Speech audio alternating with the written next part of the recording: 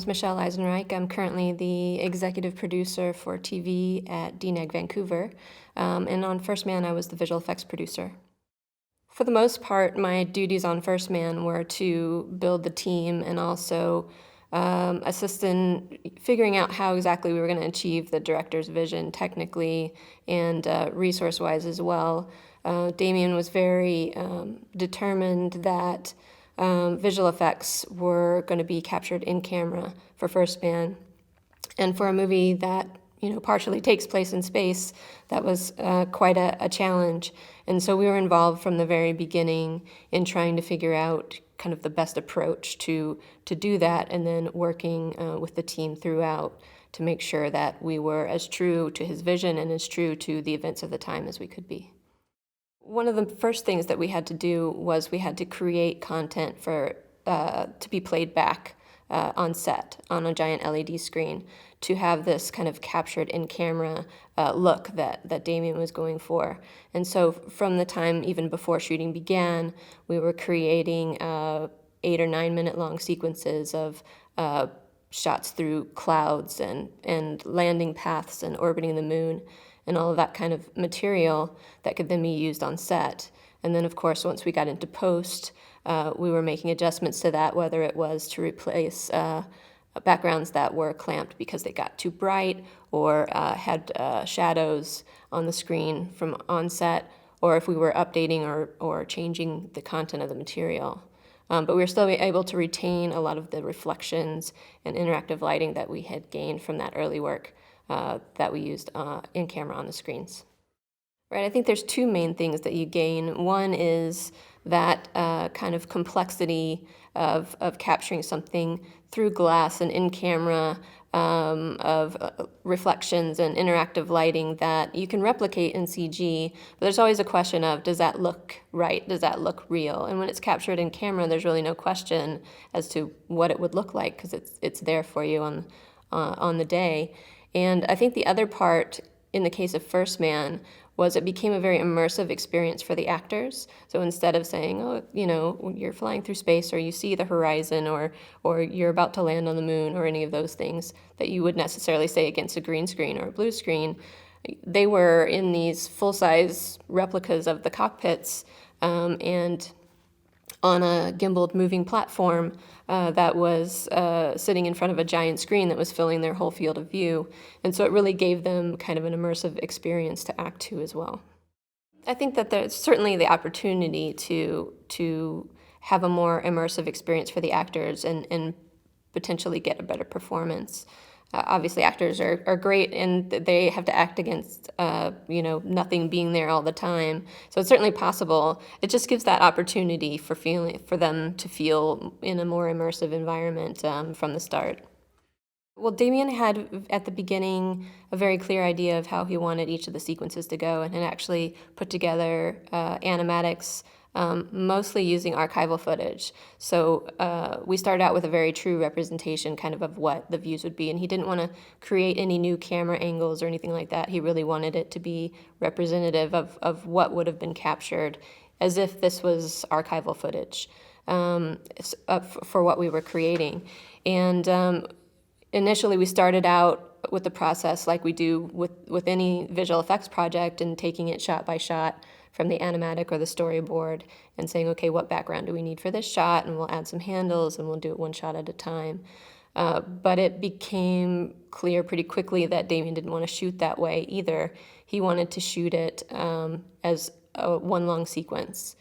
And so that led us to having to put together these full 8 or 9 minute sequences of CG footage to play continuously through the background. So for instance, the Gemini launch, we had the sequence start with the gantry pulling back and then all the way up into the atmosphere and orbiting around the Earth. So it covered the full action of the sequence.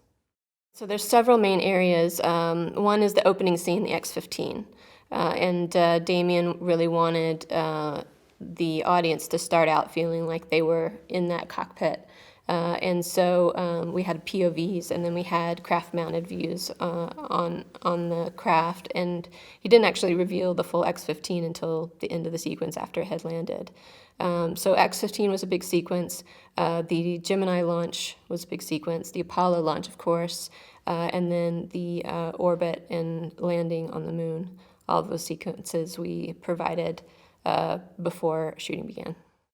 Well, certainly providing that amount of material, before or during shooting was an immense undertaking. I think we ended up creating 80 or 90 minutes of 4K spherical material, halfway through the shoot so that it could be put on set. So outputting that amount of material and iterating on that amount of material was a huge undertaking and a huge challenge.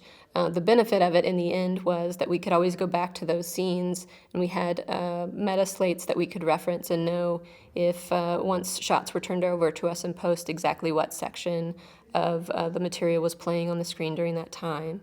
And we could go back and use that as a starting place for any additional work we had to do in post. So it helped us in post to have done that work up front, but creating all of that material up front, that volume, was quite a challenge. Yeah, I would say in most cases, the material we could replace almost one for one with either a higher resolution or because there was some technical issue with the material that was shot on set. But the area where we had to do the most revision in post, I would say, was anything to do with the moon. So the moon orbit and certainly the moon landing. By the time we had to shoot on set, we only had a proxy moon. And so we knew that we were going to replace all that material in post with high-res elements once we got into the editorial process. But also there was, creative license and dramatic changes and storytelling. That the movie always changes in editorial, of course, and so there were things that we had to update for continuity and things that Damien wanted to change to make scenes slightly more dramatic or slightly different that we had to replace in post as well.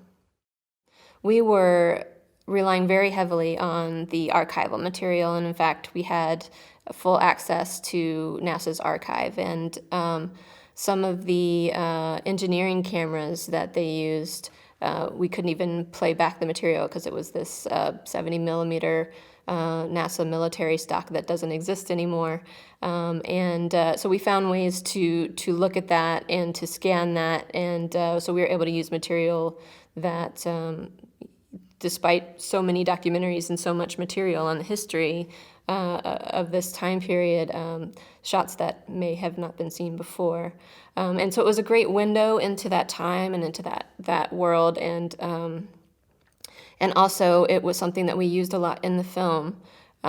Damien had certain archival shots that he wanted to use actually in the film, and so we would have to go through and treat those, make them 24 frames per second, and then kind of clean them up to the point where they were pristine, and then in a controlled way kind of degrade them back to fit within the rest of the film.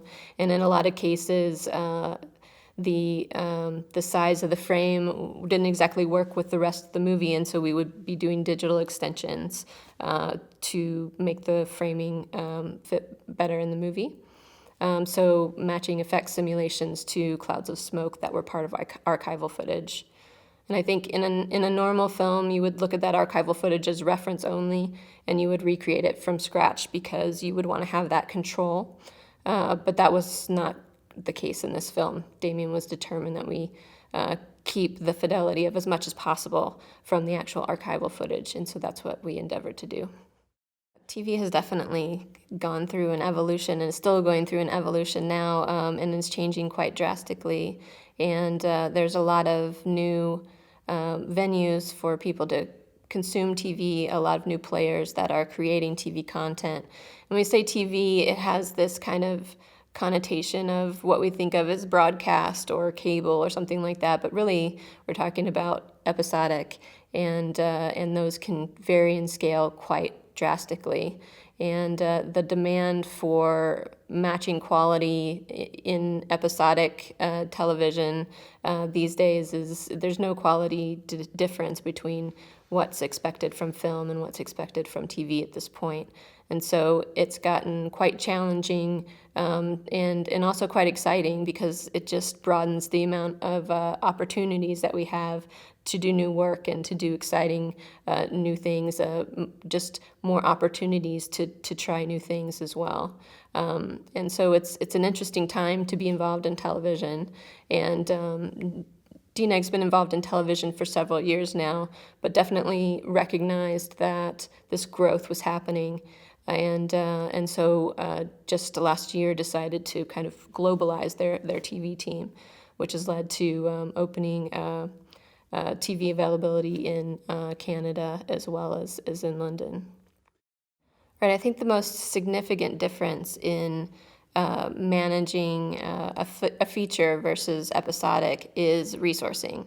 There's a huge difference in resourcing, because in features, you'll work on it for several months, but you're really only significantly finaling things in the last 6 to 8 weeks, say.